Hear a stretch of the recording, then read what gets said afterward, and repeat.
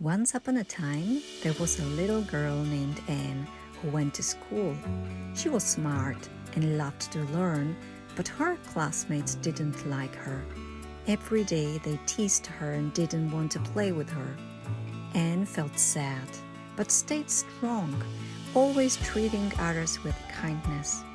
One day, the class went on a field trip to a nearby river. Everyone was so excited, running around and playing by the water.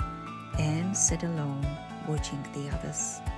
Suddenly, she noticed something very strange. One of her classmates, Max, was too close to the edge of the river, and the ground under him was so slippery. Before anyone realized what was happening, Max slipped and fell into the water.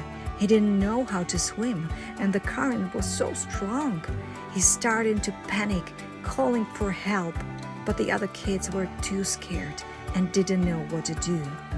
Without thinking twice, Anne jumped up and ran to the riverbank.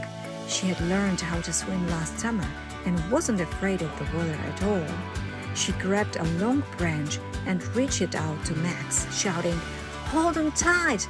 Max clung to the branch, and Anne used all her strength to pull him back to safety.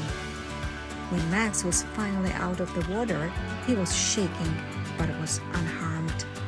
The teacher came running over, shocked by what had happened. "Anne, you saved his life," she said, her voice full of relief. Max, still catching his breath, looked at Anne with tears in his eyes. "Thank you," he whispered. "I didn't know anyone would help me."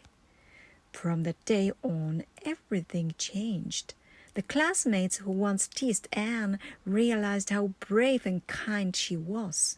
They stopped bullying her and began treating her with respect. Anne and Max became close friends, and everyone learned an important lesson. Real strength comes from kindness and courage.